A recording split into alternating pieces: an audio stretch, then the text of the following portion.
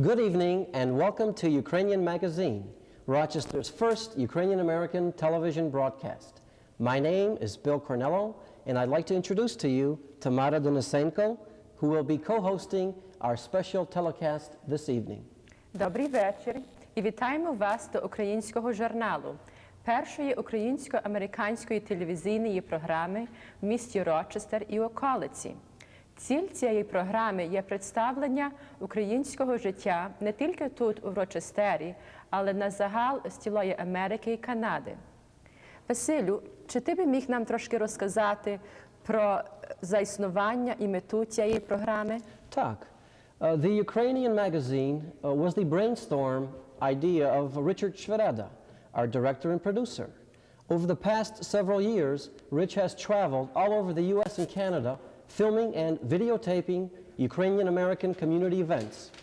The common goal and objective of the program, Ukrainian Magazine, is to share with you our Ukrainian-American heritage.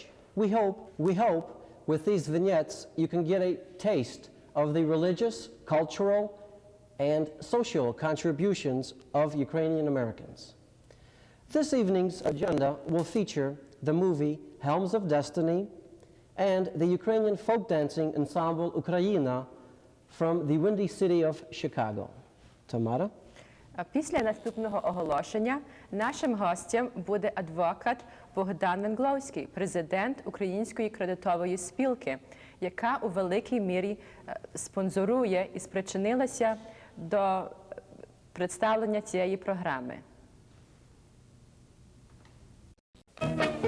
Тамаро, де ти хочеш піти зі мною на вечерю? Ну, що підемо до Українського народного дому при 831 Джозеф Евеню.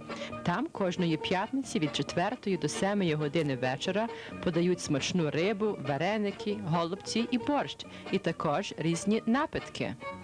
Окей, Тамаро, я покличу за резервейшн. Dry Cleaners, located on Genesee Street in Avon, New York. Owner Mike Blahay guarantees prompt, courteous service. Professional dry cleaning of drapes, suedes, leathers, and all your garments. Same-day service. Minor repairs are always free. Daily dry cleaners are open Monday through Friday, 7 a.m. till 6 p.m., Saturday, 8 a.m. till noon. Daily Dry Cleaners, Genesee Street, Avon, New York. At this time, let's introduce to you the president of the Rochester Ukrainian Federal Credit Union, Mr. Bogdan Venglovsky. Hello, Bogdan. Good evening, Bill. How are you? Great. Great to be here. Bogdan, can you share with us some thoughts on the Rochester Ukrainian Federal Credit Union? The Rochester Ukrainian Federal Credit Union, you know, what the name stands for, is a financial institution in the business to lend money and to pay dividends to its members.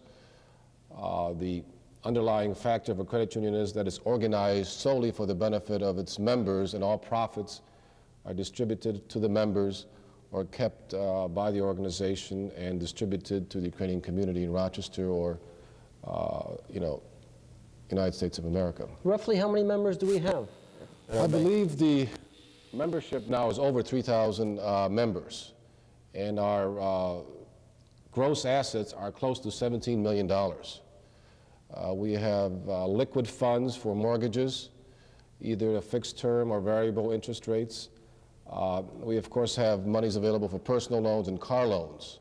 We're in the business to lend money, and I think they're the best rates in Rochester. Скільки років вже кредитівка існує?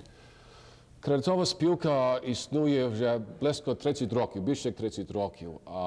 Я маю честь працювати з кредитовою спілкою вже 12 років, але я знаю, що наші основники, пан Гавриляк, пан Андрушин, пан Іванців, і наші робітники вже працюють більше як 25 деякі років у нашій кредитовій спілці. Василю, маєш якісь запити? Could you share with us some of your future goals and objectives? Well, the credit union, because of its financial assets and its monies, can be an influencing factor in Ukrainian community affairs. We've lent money to construct churches in Rochester. We lent money for community affairs, supported this TV program, supported Ukrainian Congress Committee activities to popularize and to continue the Ukrainian tradition. $17 million is a large sum of money, and I believe that we are the largest credit union in Monroe County. As to all the Ukrainian credit unions in America, I believe we're the third largest, with $17 million worth of assets. We're growing to the point now where there's a great need for our own building and facility to service our members. And we are now in concrete plans of purchasing a parcel and building our own home, our own bank, our own credit union. And that goal, once it's realized, will be very momentous and great for the community of Rochester. It sure would be. Що кредитова спілка може дати своїм членам, що другі банки не можуть дати? Я думаю, що найбільшу річ, що кредитова спілка може дати своїм членам, є найдешевші позички в Рочестері і найбільшу, скажімо, дивіденду для ощадностей. Наші позички на авто є 11%. Я думаю, що це є найдешевші в Рочестері. Ми також маємо безкоштовно до членів секурацію на їхнє життя до $2000. Всі зиски, що кредитова спілка заробляє, то йде назад до членів, або кредитова спілка тримає ті гроші і роздає на важні українські, скажімо, цілі. Чи кредитова спілка має також чекові конта, бо то є дуже важне? Так, а річ є в тім, що всі мусять розуміти, що кредитова спілка є так, як банк. Ми маємо ті самі права, майже більше, так як всі commercial banks або savings institutions. Ми видаємо моргеджі, видаємо персональні позички, ми маємо чекові конта. Люди можуть мати, скажімо, revolving charge account, що можуть позичати суму грошей, коли їм вигідно. То, що банк може зробити, кредитова спілка може зробити. Василю? I think, that would wrap it up. Mr. Venglowski, we want to thank you very much for being on our program this evening and wish that you would stop by again and keep us posted as to the successes of our Federal Credit Union. Well, thank you for having me, and hopefully the next time I can appear with some concrete plans and maybe within our own building in several years. Thank you for having me. Thank you. Дуже дякую. Дякую. Could we say the last thing along with him, Russ? У вашій українській кредитовій спілці ви є важна особа. Тому ж вступайте в члени, складайте свої гроші і позичайте тільки у вашій рідній установі. Українська кредитова спілка дає такі услуги: високу дивіденду на ощадностевих контах в сумах понад $50, вищу дивіденду на ощадностеві сертифікати, безплатне життєве забезпечення на щадничих контах до $2000, ощадності на пенсійні конта IRA у Київ і чекові конта ShareDrags. Рівно ж видає різні позички. Позички на всякі потреби на найнижчі відсотки. Позички для студентів, за які відсотки платить державна корпорація. Тому ж, як бачите, ніхто не є замолодий чи замалий ощаджувати у вашій українській кредитовій спілці при 831 Joseph Avenue, Rochester, Нью-Йорк. Наступною точкою є фільм «За стерном долі». Продукція Славка Новицького. Цей фільм виданий Українським народним союзом, і наратор цього фільму є славний артист Джек Паленс, який є з українського походження.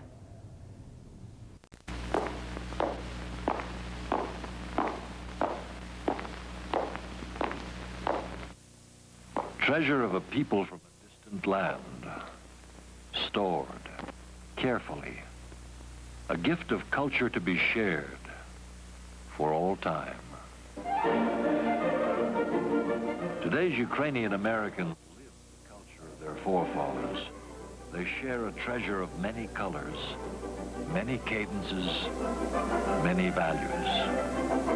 A gift brought to this country little by little, in the arms and hearts of people who arrived seeking the most precious treasure of all, freedom, the chance to be masters of their own fate.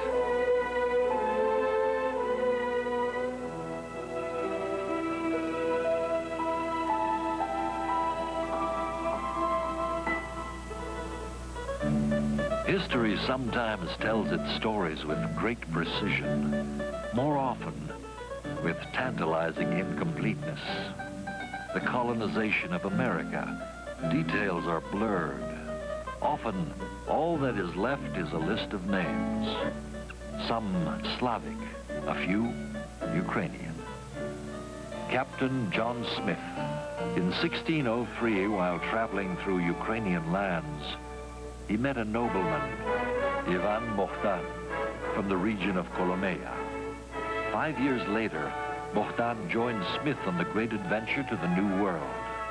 Sailing with them, a countryman, Dr. Lawrence Mohun. The shipload of settlers dropped anchor in a quiet harbor and set about building Jamestown. It was the first permanent English settlement in the New World.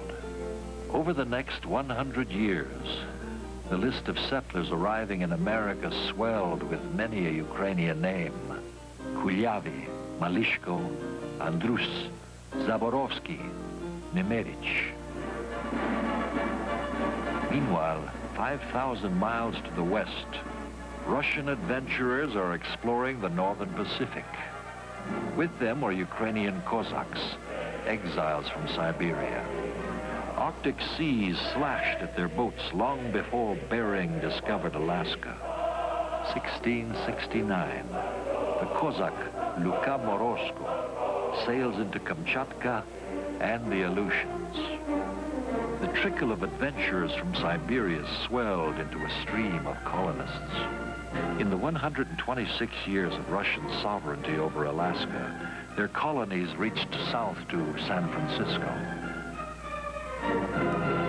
1803, Yuri Lysyansky, a Ukrainian captain in the service of the Russian Navy, while circumnavigating the world, he drops anchor at Kodiak Island. He paints the Russian settlement there, then called St. Paul. Little remains today of the Ukrainian Cossacks, the earliest colonizers of Alaska. Sitka, a silent witness to their presence long ago, remains in St. Michael's Church. A treasure lovingly brought from the faraway homeland. A holy icon of Madonna and Child, the work of the great Ukrainian iconographer, Borovikovsky. The Alaska Herald, first Slavic newspaper in California. Editor, Agapius Honcharenko, studied the Alaskan Cossacks. Honcharenko, an Orthodox priest, escaped Tsarist Russia to America in 1865. Educator, firebrand editor, he was a dedicated defender of Alaska. Honcharenko marks the end of the individual Ukrainian immigrant to the New World. By the 1870s, Ukrainians living miserably under Austro-Hungarian rule were selling their meager possessions to buy a ticket to America. They set sail by the boatload. The first of 3 large waves of immigration brought 500,000 people. They would be the foundation of the Ukrainian-American community.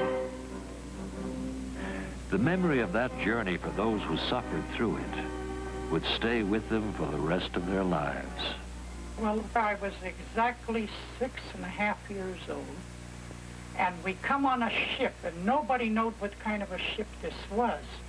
And we was on that ship for 30 days, and here it must have been a cattle ship. Well, the only thing I could remember about that cattle ship is that I was like sick, and I was down on the bottom floor of it, and peeping through one of these round holes, and all the sharks coming to it too. Well, when we got to America, I didn't remember too much of how we got here, where we went, till we got to Berwick, to our hometown. Being in Berwick, and I was 6.5 years old. From there, I went to school, one-room schoolhouse.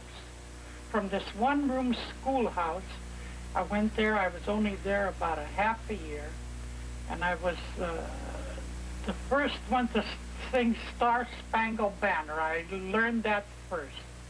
They were raising the flag. Loyalty to the adopted homeland came naturally to these people. It sprang from gratitude for the rich opportunities they found here.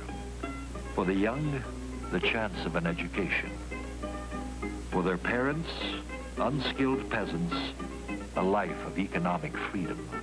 Each family grew, each family gained new skills and trades. My grandfather came to America somewhere around 1895 because he was tired of living under oppression in Ukraine. And my father came here in 1909 for somebody that came from very poor families, like there's doctors, there's dentists, pharmacists, there's priests, there's some studying to be priests. We have over 500 people in our family today. Some naturally die and some naturally are born, so it sort of balances itself out.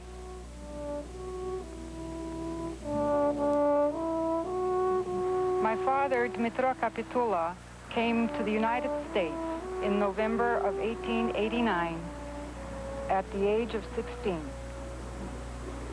He came to New York, and from New York he arrived into Audenried, Pennsylvania.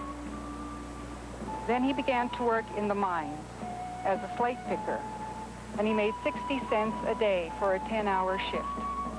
Most slate pickers were boys.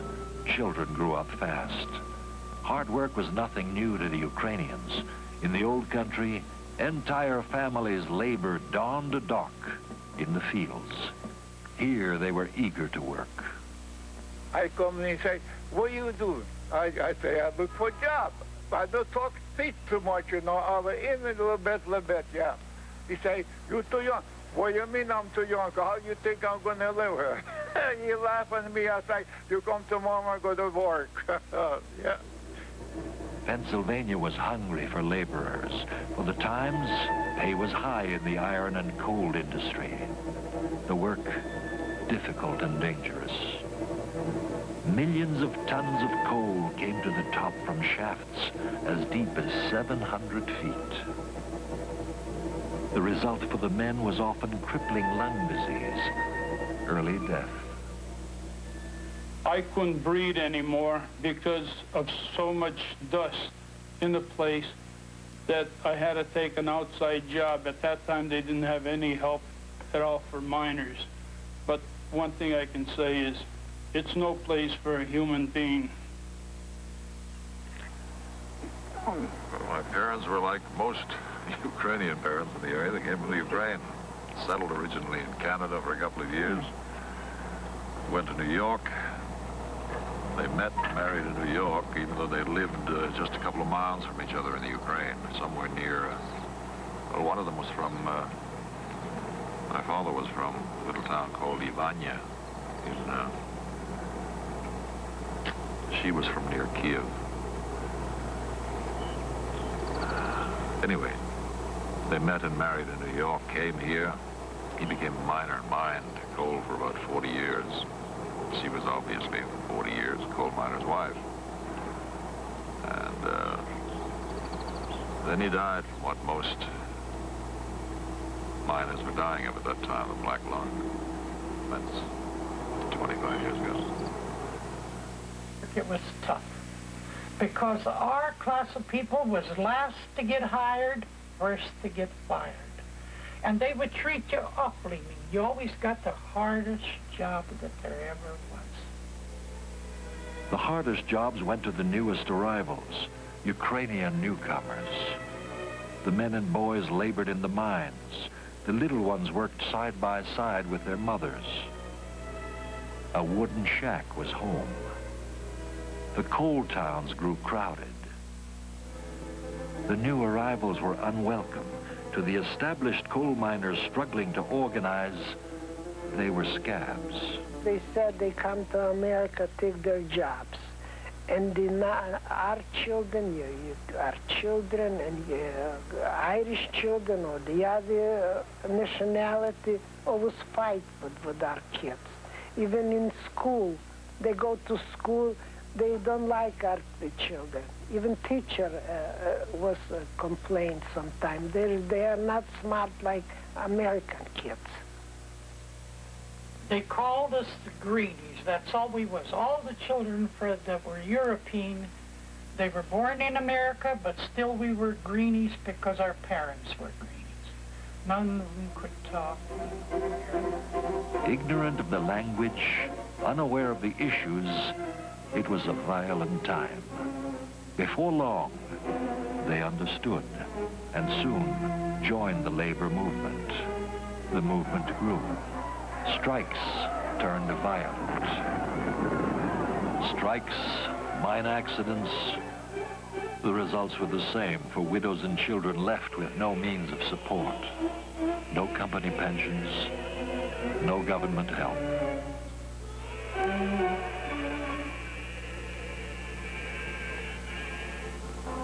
The people had to help themselves. They formed fraternal benefit societies whose numbers grew rapidly. Providing leadership in the fledgling Ukrainian community is Father Ivan Volyansky, the first Greek Catholic priest sent from Ukraine in 1884. Volyansky builds St. Michael's, the first Ukrainian Catholic church in America. He publishes a newspaper, and he joins the labor movement. In 1890, another leader arrives, Father Gregor Hrushka, a strong proponent of immigration to America. He was very nice priest, and he was tell us about Ukrainian. We don't know nothing that time yet about Ukrainian. He was living under Austria-Hungary at that time, you know. Then he told them that Ukrainian, we're not Polish, we're Ukrainian. He told us America is a nice country. I said we're very glad to go there. He started Ukrainian paper, Svoboda. Svoboda, liberty. First published in 1893, the newspaper continues to publish to this day. Father Hrushka made his newspaper the strongest voice of the Ukrainian immigrant community in America.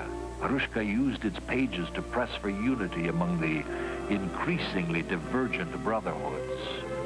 Like the 13 original colonies uniting, so did 13 brotherhoods on Washington's birthday, 1894.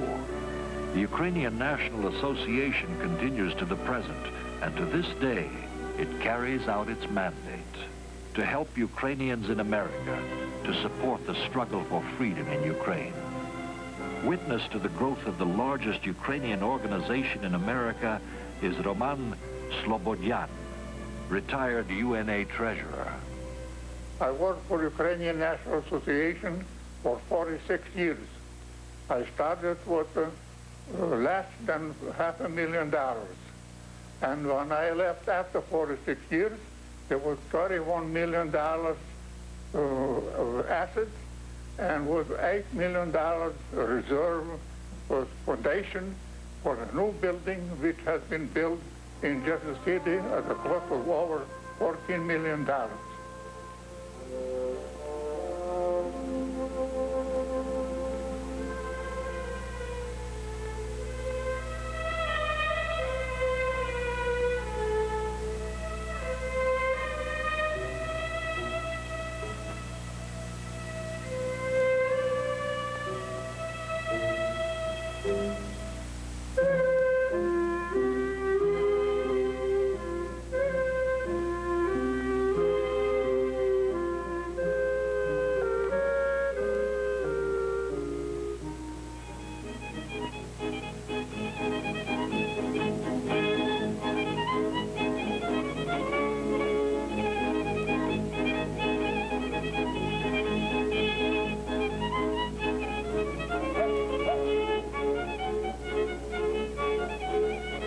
Some of the first-wave immigrants went west before the First World War.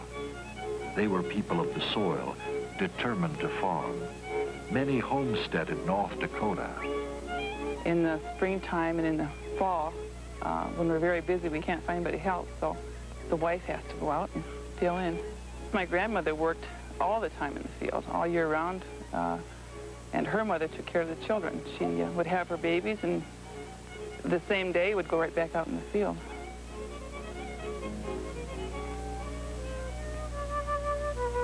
But the grasslands, lonely and wild, presented the settler with unfamiliar problems. The isolation of endless prairie without people.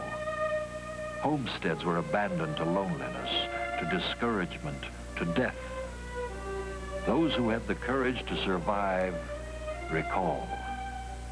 I come from Ukrainian country, 1913, when I was 20 years old. So I decided to go on a farm, that's all I know it. So I bought it, 80 acres was nothing here, prairie. So I built it up. Now I got a big place, I'm proud of it, over 2,000 acres. When I come just to live, there was no place, one tree, no place. Nobody had a tree, there was so lonesome. I just put there and went nuts. I'm the first one to start planting tree in this territory. Now we got all kind of a tree.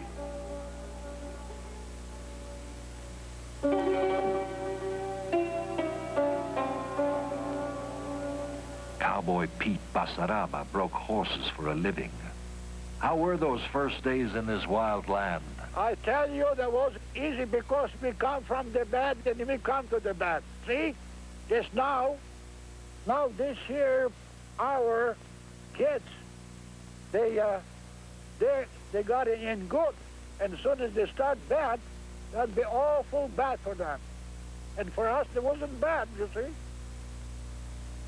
It isn't bad for Bill Palanuk, working the family homestead.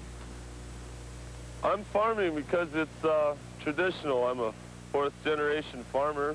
My great-great-grandfather came over in 1897 from the Ukraine, and he started farming under the Homestead Act, which was 160 acres, you know, offered by the government. I enjoy farming. Heck, I can come out here and go, "Barr!" No one's going to hear me. And I have a good time with myself, and I enjoy it. Still, time is running out for the small farm in urbanizing America. In North Dakota, yet another specter threatens the traditional life of the farmer: oil. Barrel by barrel, it enriches people who had counted their fortunes by the turn of the seasons rather than the pulse of an oil pump.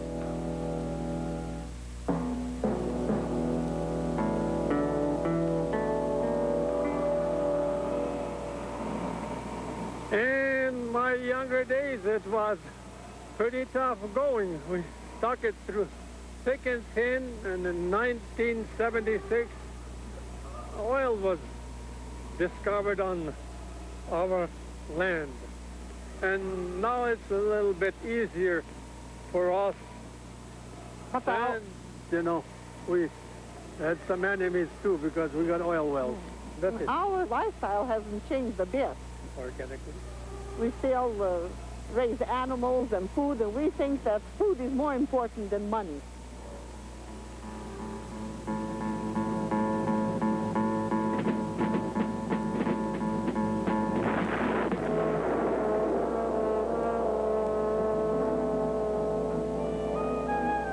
The Austro-Hungarian Empire, source of the first wave of immigrants, collapses in war.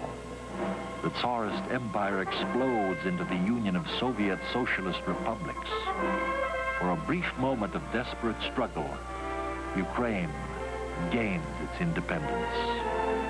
The 4 years from 1917 to 1920 were enough to remind Ukrainians of the fragrance of freedom denied them over hundreds of years of foreign domination.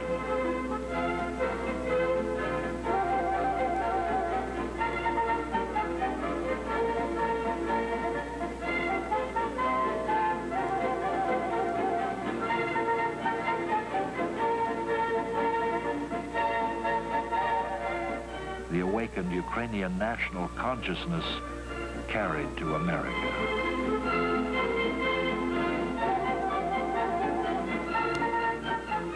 After the war, the flow of immigration resumed, but only 40,000 were allowed. This second wave brought skills and education. Kiev-born Igor Sikorsky, inventor for the Tsarist government, immigrated to America. In 1941, he presented the world with its first practical helicopter. Continued design improvements gave the United States its superiority in the field.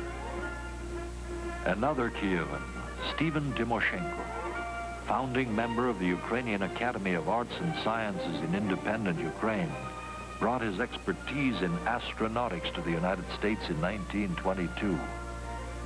Timoshenko's life work in applied mechanics is the basis for modern space flight. The firing of every rocket, it is said, is attributed to Timoshenko's memory. And again from Kiev came an artist whose fame preceded his arrival in 1923, Alexander Archipenko, master of modern sculpture, father of negative space. Archipenko carried Cubist theory into sculpture. His expressive forms graced the finest collections in the world. The post-World War I immigrant quickly adapted to the new land. Stephen Karapis. For him, the very American Thanksgiving holiday has special meaning. He found his future here. He has faith that his grandsons are assured of theirs. His son, Dr. Myron Karapis, Special Assistant to the President for Ethnic Affairs. The reason I came here, I was looking for the future. There was no future for people like me who belong to the second emigration to the United States. The reason we were politically and militarily engaged in fighting for Ukrainian independence, and that's why we couldn't get no job in our native land. The promises of the new communist regime went unfulfilled. Land was confiscated. Stalin's genocidal decrees to collectivize farmers brought the horror of 6 million deaths by artificial famine.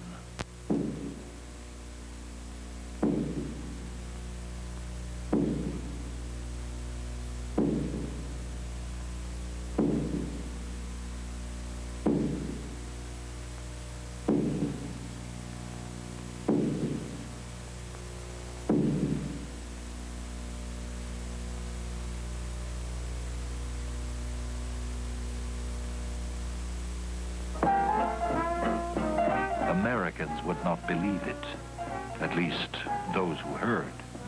Most were busy coping with their own problem, the Depression. Lines for bread in America, rows of the dead in Ukraine. America attacked its problem in its own unique way.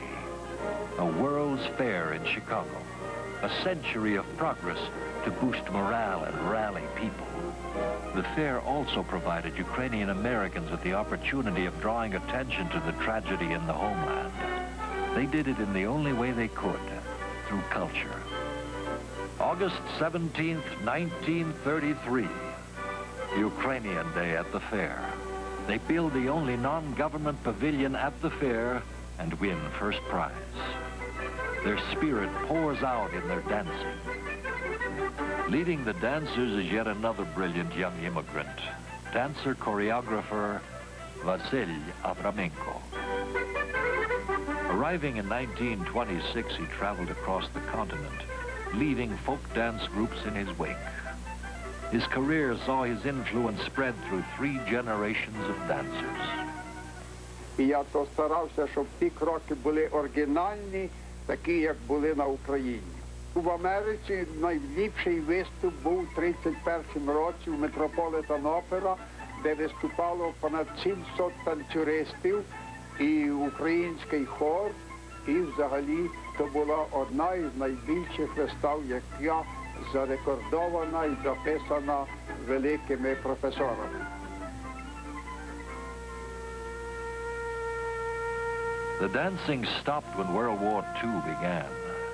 Ukrainian Americans joined the service. Many did not return. The history of Ukrainians fighting for freedom under the American flag is a long one. World War II, World War I. Ukrainian names number among those fighting in the Revolutionary War. Even more Ukrainian Americans fought the Civil War. One was a young brigadier commanding the 19th Illinois Volunteers. Formerly a colonel in the Imperial Russian Army, Basil Turchin became known as the Terrible Cossack to his rebel enemies after the Battle of Chickamauga. The grateful United States awarded him the rank of general. Fighting for freedom, for existence itself, has become a tradition of the Ukrainians. The end of World War II, millions wander homeless in Europe. Displaced persons camps are set up. The Allies begin arranging resettlement. Well, my involvement in the resettlement of Ukrainian displaced persons, victims of war, goes back to 1945, after the end of the war. There were over 1 million Ukrainian refugees in Germany and other countries. So the Ukrainians in the United States, organizations, churches, and so on, organized a committee called the United Ukrainian American Relief Committee to help in the resettlement, to provide relief and intervention for those who were being forcefully repatriated and who did not want to return to their countries of origin for fear of religious and political persecution. Many DPs did not make it to America. At Yalta, Stalin demands the return of Soviet refugees. Roosevelt and Churchill sign over 2 million lives. Many commit suicide during the forced repatriation. Those who made it to the United States went under strict government regulations. Guarantees were required from the sponsors, such as an assurance of a shelter or a home, of a job, proper health, transportation, and that they would not become public charges once they came to the United States. These assurances were provided, and we resettled some 35,000 Ukrainian refugees in the United States. All told, organizations and individuals sponsored 85,000 Ukrainians. They were mostly well-educated professionals and skilled workers. They progressed rapidly in their new homeland. They learned English, their children went to school. They contributed to science, medicine, education, sports, and the arts. Life today is richer because of the achievements of these successive waves of immigrants. In uprooting themselves and risking their destinies, they improve their lives and they enhance the quality and diversity of all our lives. You have just seen Part 1 of the Helms of Destiny film. Part 2 will be aired at our next broadcast. Stay tuned for the Ukrainian Las Vegas review coming up next. Mary. The Irondequoit Town Lounge, located at 705 Titus Avenue in Irondequoit, offers a full menu for your dining pleasures. Serving lunches Monday through Saturday, 11:30 till 3, dinners Sunday through Thursday, 4:30 till 9:30, Fridays and Saturdays, 4:30 till 11. Try our special drinks served in our giant glasses. Join us for the best in beef, veal, pasta, and seafoods. The Irondequoit Town Lounge at 705 Titus Avenue in Irondequoit. Elegant Hair Fashions for all your hairstyling needs. Elegant Hair Fashions offers complete family hair service with up-to-the-date styles. Elegant Hair Fashions also provides hair replacement for men and women. Stop in soon and ask for Mario, John, or Emma. Open Monday through Friday, 8:30 until 6, Saturdays 8 until 5. Elegant Hair Fashions, 1458 Buffalo Road, Rochester, New York, or call 328-2264. Joining us right now to tell us about a very special event which will be coming to the Rochester area April 15th, Marcin Hryhorenko, President of the International Performers Agency, and a very special guest star, the 1982 Mrs. New York State, Janet Horwath. Jean and Janet, welcome to the Ukrainian Magazine. Thank you very much. Dobry večer. Jean, tell us, what is International Performance Agency? The agency is will be working with all international and local performers, sort of an exchange program between different countries, bringing shows into the United States, taking shows from the United States to different countries. Janet, can you tell us a little bit what it feels like to be selected Mrs. New York State? Oh, well, I'm much more excited about the Las Vegas Review right now, but it's a good feeling, and I've always been a little bit oriented towards show business type things. I'm very excited about what Gene's doing here because he's bringing so many different types of entertainment to, well, in this case, to Rochester. But for me to be Mrs. New York State was a great honor. It's given me a lot of opportunities to do things like this and promote things that I really believe in. And this is something that I'm really excited about. And I hope if you're out there watching this, you will be sure and attend. All of you out there, get behind us and support it, especially all the Ukrainians that are watching. You should be there. Thank you, Janet. Very excited about it. Jean, can you tell me a little bit about the Ukrainian Las Vegas Review? Who are the stars? Well, for a start, we're bringing from Las Vegas, from the MGM Grand, a $10 million production, Jubilee. We're bringing Joy Britan. Her name is Joy Poticha Britan. Poticha is Ukrainian. And she is, of course, the star of the show. She is one of the principal singers in the Jubilee production. Also on the show, we'll have Verko Ballet, who's the conductor of Las Vegas Symphony Orchestra. Alexei, who's from Europe. He was born in Ukraine, and he sang throughout whole Europe. He's a pop singer, and he sings in many languages. We're going to have Marina and Sasha, who are dancers from the Bolshoi Ballet and the Bereska dance companies. And we're also bringing the Cossacks from Toronto. And this group is really an outstanding group. They're very colorful, of course, with the Ukrainian, they have to be. They are dancers, they're singers, they're comedians, and it's really a fantastic program. We also have Joe Salzano's orchestra, 15-piece orchestra, and of course, Janet will be our MC. Great. Where can we get some tickets for this show? Well, the tickets can be purchased at the auditorium, the box office, and at all the Ticketron outlets. Also, you can call for group tickets 423-0155. Anybody that's interested in setting up a group, let's say, and maybe have a discount for the group, can call 423-0155. They should call right away, too, because we're expecting to sell out. Fantastic. Jean and Janet, we want to thank you very much for being on our show today. Good luck with the Ukrainian Las Vegas Review, and we hope you sell out both shows. Thank you. Дуже дякую теж. Diachek Insurance Agency, located at 1310 North Clinton Avenue in Rochester, New York.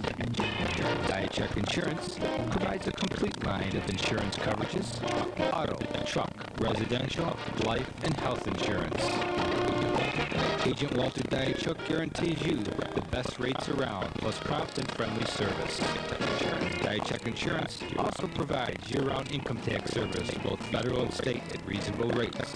Diachek Insurance is open Monday through Friday, 8:30 until 4:30, Saturdays by appointment. Чи ви знаєте, де є найбільший і найкращий вибір різних напитків з доступними цінами? А як же?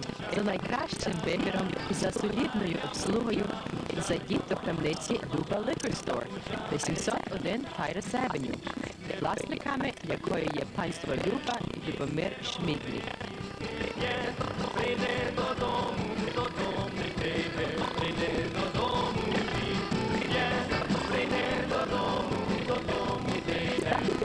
Останньою точкою цього вечора буде виступ танцювального ансамблю «Україна із Чикаго». Минулого літа вони зачарували 20 тисяч глядачів у Глен Спей, і я думаю, що і вони вас зачарують сьогодні. As promised earlier, the Ukrainian folk dancing group Ukraina from Chicago.